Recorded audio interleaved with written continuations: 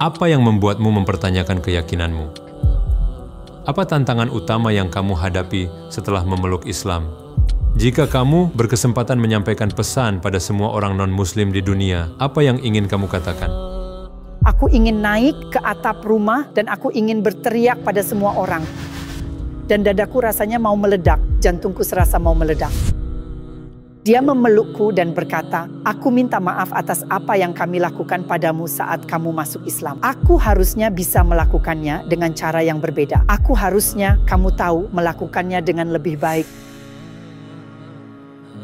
Aku tidak bisa mengatakannya."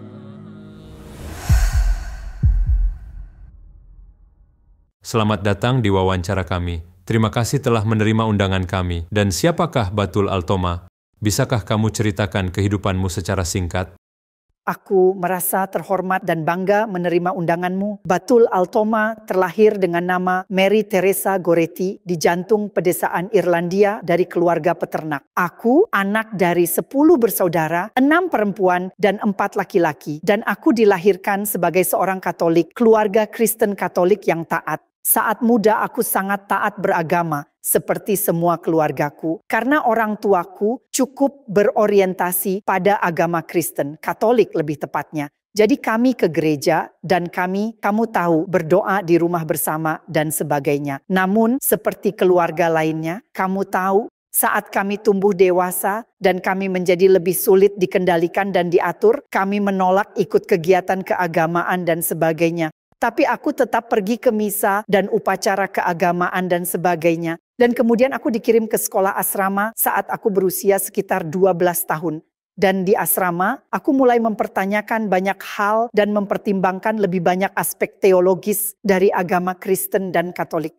Lalu aku menghabiskan 5 tahun berikutnya hanya bertanya dan mengganggu di kelas pelajaran agama. Apa yang membuatmu mempertanyakan keyakinanmu? Aku pikir idealnya karena sosok Kristus. Dan kamu tahu, tentu saja dari sudut pandang Katolik, kami percaya pada Trinitas.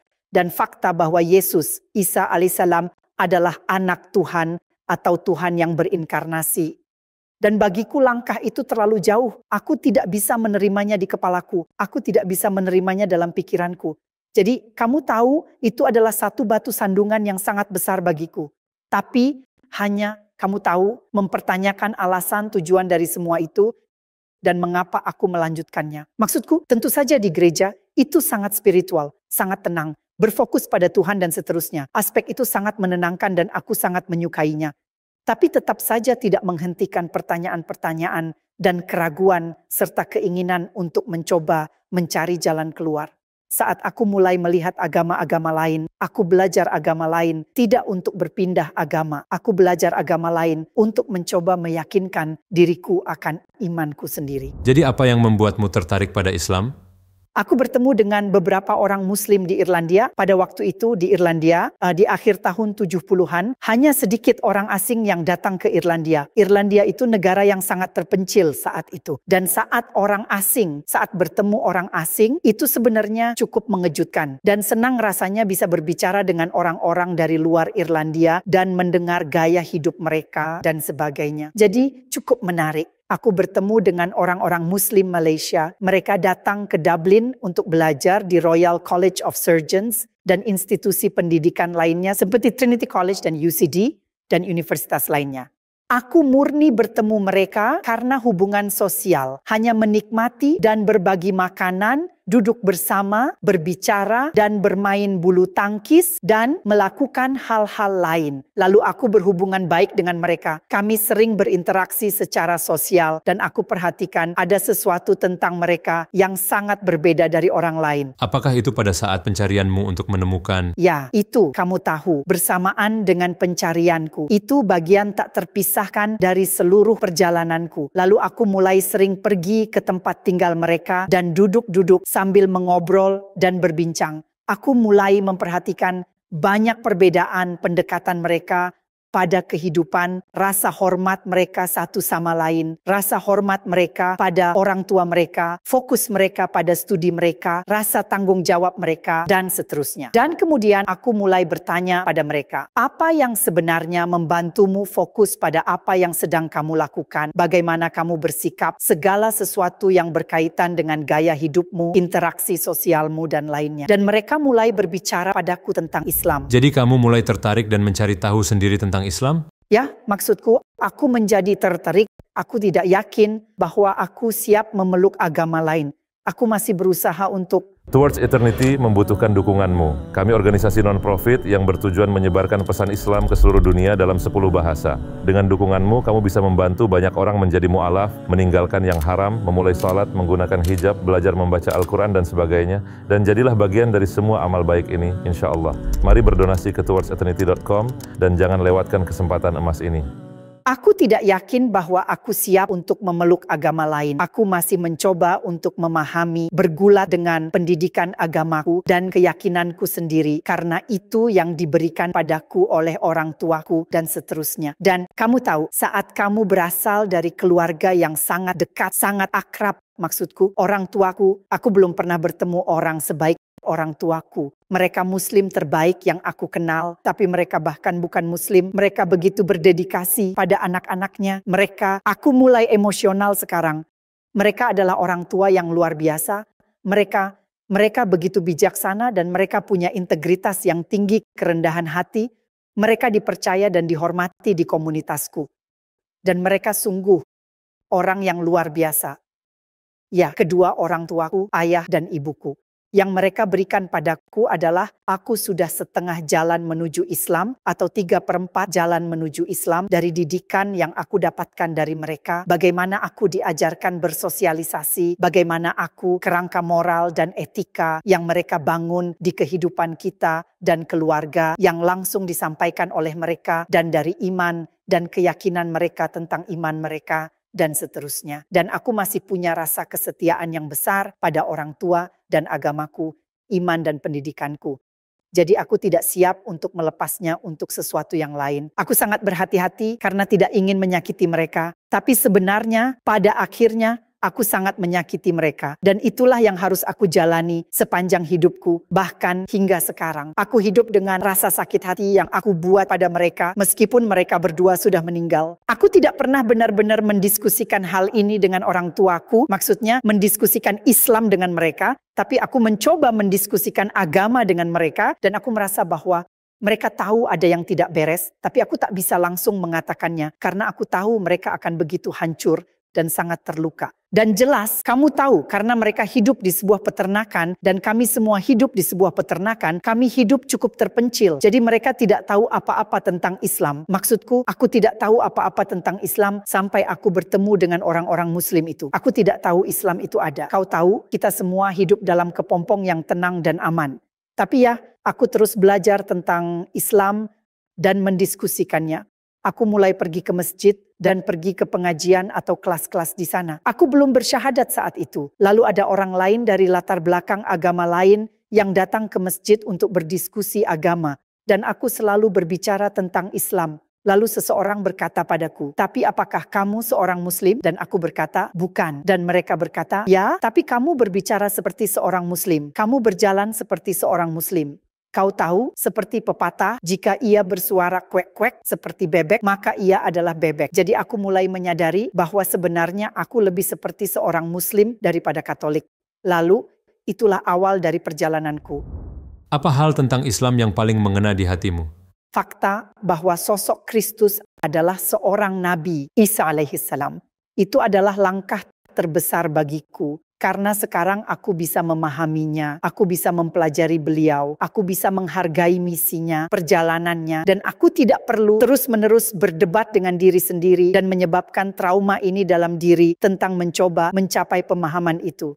Jadi itu hal utama. Dan tentu saja bahwa Tuhan Allah Subhanahu wa Ta'ala terpisah dengan Kristus. Kau tahu, aku dapat memfokuskan spiritualitasku pada kasih Allah dan belajar tentang Allah. Dan memahami Allah serta ciptaan dan bagaimana Allah memelihara kita. Dan berkat-Nya yang tiada henti dan kebangkitan setelah kematian dan seterusnya. Dan aku dapat menghargai, memahami, serta menghormati Isa alaihissalam sebagai hamba dan utusannya. Dapatkah kamu menceritakan langkah terakhirmu hingga kamu masuk Islam? Kau tahu, itu sangat mulus, sungguh. Maksudku, aku tidak segera masuk Islam selama sekitar 3 tahun, karena aku ingin sangat yakin dengan apa yang kulakukan. Dan tentu saja, kamu tahu, sebelum masuk Islam, kamu perlu menghabiskan waktu siang dan malam untuk berdiskusi, membaca buku, berbicara dengan orang-orang, kamu tahu, berdebat tentang berbagai hal, dan sebenarnya banyak hal yang baik, tapi kadang kamu mendengar hal sampah dari orang-orang kau tahu. Jadi ada banyak hal, jadi ada percakapan yang bagus dan ada percakapan yang mungkin lebih baik tidak dilakukan. Dan akhirnya kamu tahu, karena orang-orang menganggapku sebagai seorang muslim, aku berpuasa, aku sholat, aku lakukan semuanya. Tapi aku perlu melakukan langkah terakhir itu. Kau tahu, aku memutuskan untuk mengadakan pesta kecil-kecilan. Dan aku akan bersyahadat. Dan aku melakukannya pada suatu Jumat malam ada masjid di Dublin saat itu. Kami tak punya apa-apa. Kami bahkan tidak punya daging halal. Komunitas muslim yang ada di sana hanya komunitas sementara. Kau tahu, baru saja datang, belajar, pindah, dan seterusnya. Jadi tidak ada komunitas tetap di Irlandia pada saat itu. Jadi aku bersyahadat dan aku ingat saat keluar dari, tentu saja seperti yang aku bilang, itu bukan masjid. Tapi aku ingat keluar dari gedung itu, tempat kami biasa bertemu malam saat aku bersyahadat. Dan aku ingat berpikir dalam hati, aku ingin naik ke atap rumah. Aku ingin berteriak pada semua orang. Dan aku merasa dadaku seperti akan meledak. Jantungku serasa akan meledak. Tentu saja aku tidak tahu segala sesuatu tentang Islam saat itu. Aku baru memulai perjalananku. Tapi aku tahu bahwa inilah tempat yang aku inginkan. Dan aku hanya ingin kau tahu menikmatinya dari dalam sana. Jadi pertanyaan utama dalam benakku, bagaimana reaksi orang tuamu saat kamu pindah agama? Tidak baik. Aku rasa aku mengecewakan. Secara umum maksudku, ada orang tua yang bereaksi berbeda. Dan aku telah bekerja dengan para mu'alaf cukup lama dan tahu bahwa ceritaku bukanlah satu-satunya. Maksudku, setiap mu'alaf punya cerita, punya kisah yang berbeda. Aku mengerti reaksi mereka. Ada rasa kehilangan, hampir seperti berkabung, seperti kehilangan anak. Anak yang hampir mati. Jadi, ya, kau tahu, mereka benar-benar ketakutan. Dan tentu saja, mengapa mereka tidak boleh takut? Mereka adalah orang tuaku. Itu hak prerogatif mereka. Kau tahu, untuk khawatir, takut, memikirkan anak-anak mereka, untuk membimbing mereka, untuk berharap bahwa mereka akan melakukan yang terbaik dalam hidup, dan seterusnya. Mereka juga punya harapan dan impian untukmu. Jadi, saat kamu mulai mengumumkan bahwa kamu memeluk Islam, agama yang tidak mereka ketahui, dan kamu seperti keluar dari jalur yang mereka tetapkan. Itu membuat mereka takut. Mereka tahu aku memulai perjalanan yang tidak mereka sukai. Atau mereka tidak mengerti. Atau mereka sulit menghargainya. Ya. Kapan mereka akhirnya mengetahui hal ini? Mungkin saat aku menikah. Aku menikah sekitar 3 tahun setelah masuk Islam. Suamiku orang Irak. Dia meninggal 6 tahun lalu. Kami menikah dan punya 4 anak. 1 laki-laki, 3 perempuan. Dan mereka anak-anak yang luar biasa, sungguh. Maksudku, begitu menyenangkan, membesarkan mereka, begitu membahagiakan, dan aku sangat menikmati menjadi seorang ibu. Aku merasa, kamu tahu, aku merasakan seperti semacam pencapaian, tapi juga kau tahu, karena berkah yang sangat besar dari Allah, yang telah memberikannya padaku, dan juga membantuku membesarkan mereka. Tentu saja orang tuaku menyayangi anak-anakku. Dan kamu lihat, terkadang itulah kendala bagi kita sebagai mu'alaf. Orang tua kami sulit menerima kami yang mu'alaf karena terlalu menyakitkan bagi mereka. Tapi saat cucu-cucu datang, mereka terpisah satu generasi. Jadi mereka akan menyayangi anakku dan memberikan banyak makanan halal dan bertanya anakku mau makan apa. Dan mereka akan, dan bahkan jika anak-anakku berkata, kau tahu, oh aku tidak boleh makan itu nenek karena itu tidak halal. Ibuku tidak akan pernah mengatakan pada mereka, jangan nakal atau jangan kasar pada nenek. Mereka akan berkata, oh baiklah sayang, apa yang kamu inginkan. Padahal jika aku mengatakan hal yang sama, ibu mungkin akan berkata, kamu dulu selalu memakannya. Apa masalahnya sekarang? Jadi begitulah. Kamu harus memberi mereka kesempatan itu, kelonggaran itu, kamu tahu. Dan tentu saja, aku datang ke Inggris untuk tinggal di Inggris saat aku menikah. Kemudian ayahku meninggal dunia 2 tahun setelah aku datang ke Inggris. Aku tidak berhasil berdamai dengan ayahku sebanyak yang aku inginkan. Dan dalam arti bahwa dia adalah orang yang sangat aku hormati integritasnya dan kejujurannya. kebenarannya, perawakannya, kamu tahu sebagai seorang pria di masyarakat dan bagaimana dia menjunjung tinggi nilai-nilainya, etikanya, moralnya. Aku benar-benar merasa sedih karena aku tidak berkesempatan untuk berdamai dengannya. Tapi aku sering memimpikannya setelah dia meninggal. Aku bermimpi ayah sedang duduk membaca Al-Quran bersama suamiku. Pada suatu saat, setelah aku punya anak laki-laki, aku pernah keguguran di awal kehamilan. Kemudian aku mengandung lagi, aku benar-benar takut bahwa aku akan kehilangannya lagi. Dan aku memimpikan ayahku, aku bermimpi bahwa dia datang meletakkan tangannya di pundakku dan berkata, "Jangan khawatir, semua akan baik-baik saja kali ini." Lalu aku bilang pada ibuku, karena ibuku ingin aku pergi ke Irlandia untuk menemuinya. Aku mengatakan padanya bahwa aku sedang hamil dan dia berkata, "Tidak, jangan datang karena aku tidak ingin bertanggung jawab jika kamu kehilangan anak ini juga." Aku berkata padanya, "Tidak apa-apa ibu, aku datang." Dan dia berkata, "Tidak, kumohon, aku tidak mau. Aku takut kamu keguguran lagi." Dan aku berkata, "Tidak, aku tahu bahwa semuanya akan baik-baik saja kali ini. Karena aku bermimpi dan aku berkata padanya, aku akan membicarakannya saat aku pulang nanti." Aku pun pulang ke rumah dan putriku Alia lahir kemudian. Lalu aku dan ibuku berdamai dan kami punya hubungan yang sangat baik. Dan sebelum ibu meninggal, karena kami tahu ibu akan meninggal, ibu mengidap kanker. Dan sebelum meninggal, aku menulis surat yang sangat panjang untuknya untuk ulang tahunnya pada saat itu. Pada tahun yang sama dengan tahun meninggalnya. Dan aku katakan padanya bahwa, kamu tahu, aku merasa tidak ada hadiah yang bisa kuberikan padanya yang benar-benar dapat menunjukkan bagaimana aku menghargainya. Tetapi aku ingin menulis surat ini untuknya dan aku ingin meminta maaf padanya atas apa yang telah kulakukan dan bagaimana hal itu telah menyakiti ibu dan ayahku. Aku mengirim surat kepadanya dan meminta maaf dan sebagainya. Dan dia sangat pemaaf. Dia berkata kepadaku, "Kamu tak perlu meminta maaf. Kamu adalah anakku dan aku sungguh menyayangimu." Dan kemudian sebelum ibu meninggal, hanya beberapa hari sebelumnya, aku menemaninya di kamar. Ibu berbaring di tempat tidur dan aku berbaring di sampingnya meskipun ibu benar-benar sakit, kehilangan banyak berat badan dan sangat lemah. Ibu memelukku dan berkata, "Aku minta maaf atas apa yang kami lakukan padamu saat kamu masuk Islam." Dan aku berkata, "Ibu, harusnya aku melakukannya dengan cara yang berbeda. Harusnya aku melakukannya dengan lebih baik." Tapi dia berkata, "Ibu sangat menyesal." Dan ibu minta maaf atas apa yang telah kami lakukan padamu. Dan ibu berkata, "Ibu sangat bangga padamu atas siapa dirimu dan atas anak-anakmu. Dan bagaimana kamu membesarkan mereka dan semuanya." Adakah kejadian luar biasa yang kamu alami, yang membuatmu merasa sangat dekat dengan Allah? Kamu merasa ada hubungan khusus dengan Allah. Adakah peristiwa tertentu, dan kapan itu?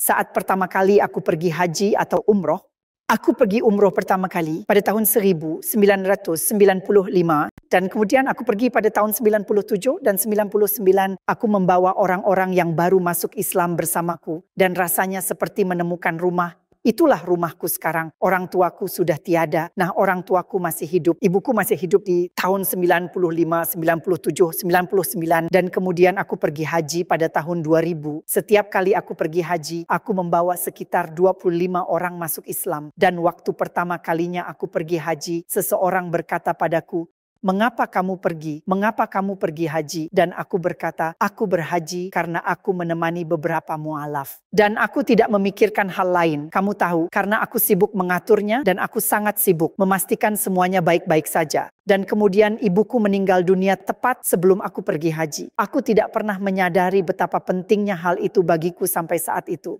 Aku merasa seperti anak yatim piatu. Aku merasa tidak punya siapa-siapa lagi di bumi ini yang merawatku. Seperti orang tuaku merawatku. Aku merasa tidak punya siapa-siapa lagi di bumi ini sebenarnya bahkan yang mendoakanku. Dan itu adalah pemikiran yang sangat serius. Dan aku menunaikan ibadah haji. Dan ibadah haji yang merupakan bagian organisasi dan perencanaan dan lainnya menjadi ibadah haji sebagai sebuah kebutuhan dan keharusan. Itu adalah semacam perjalanan bagiku, sebuah empati dan mencoba untuk membawa kenyamanan hatiku karena kehilangan ibuku. Lalu aku pergi haji setiap tahun sejak saat itu.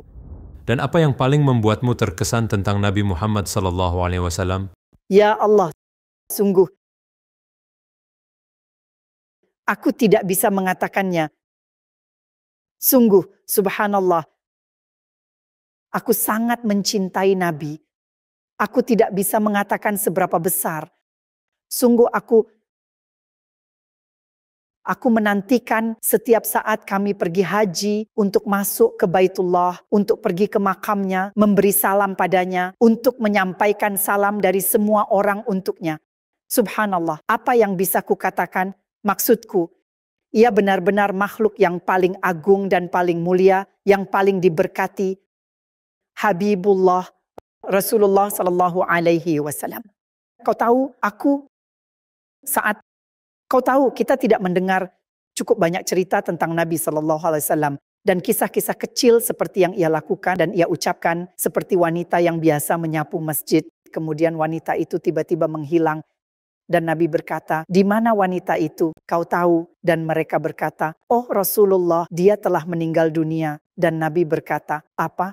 Nabi berkata, "Tidak ada yang memberitahuku bahwa dia telah meninggal. Mengapa tidak ada yang memberitahuku?" Dan Nabi berkata, "Oh, tapi dia adalah satu-satunya yang menyapu masjid." Dan Nabi tidak menyadarinya. Lalu Nabi pergi ke makamnya, berdiri dan berdoa untuknya. Dan Nabi berkata, "Sekiranya aku tahu, aku akan memimpin jenazahmu, aku akan menyolatimu, aku akan berjalan menuju pemakamanmu, dan aku akan berdiri sementara engkau dikuburkan." Dan kemudian beberapa hari, beberapa malam kemudian, Nabi bermimpi tentangnya, bahwa wanita itu berada di surga Firdaus, dan dia sedang menyapu di surga Firdaus. Nabi pergi dan berkata pada para sahabat, Allah begitu senang kepadanya di bumi, karena dia selalu menyapu dan menjaga masjid, hingga Allah berikan kepadanya tugas yang sama di surga Firdaus. Jika kamu berkesempatan untuk menyampaikan pesan pada semua orang non-muslim di dunia, apa yang ingin kamu katakan pada mereka dalam 1 menit? Kamu melewatkan kesempatan ini. Kamu melewatkan